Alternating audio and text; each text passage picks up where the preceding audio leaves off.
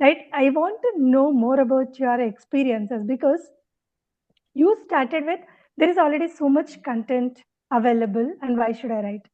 But what was the turning point when you realized the value comes from your stories, from your why, not from already existing content?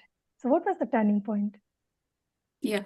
So, Sirisha, before I answer that, I want to say if I term my LinkedIn journey in a sentence, it is like my LinkedIn journey is before LWMC and after LWMC, totally 100%. So during the challenge, Neerja has given us a lot of prompts to identify the why, because that is where we start with why we want to be present on LinkedIn, why we want to write, because first we should be clear about that.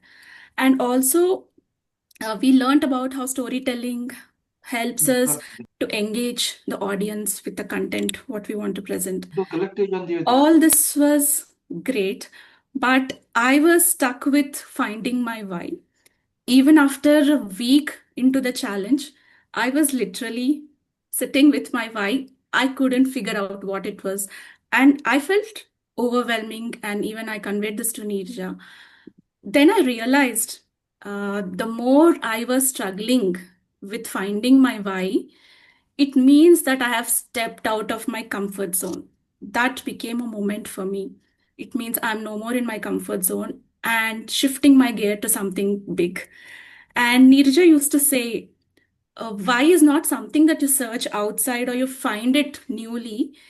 It is already there in all our experiences. If we just have to internally churn ourselves and figure it out. And so I patiently sat with myself, reflecting on all my experiences.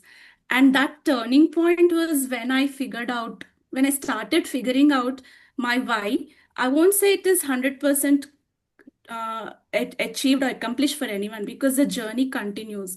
But when my why was clear, my stories came alive in the form of posts. And really, there was no pressure to post during the challenge. That was not the intent at all, because Nirja was only aiming at the mindset shift, because that is a start of doing anything further. And she prepared us throughout to draft that first post, which was only to be published at the end of the challenge. So there was no pressure at all.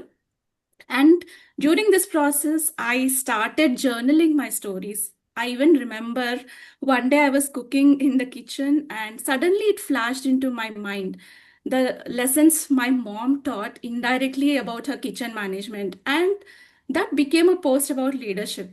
And the events I attended, the challenges and wins which I had throughout my professional journey, all have become part of my story bank.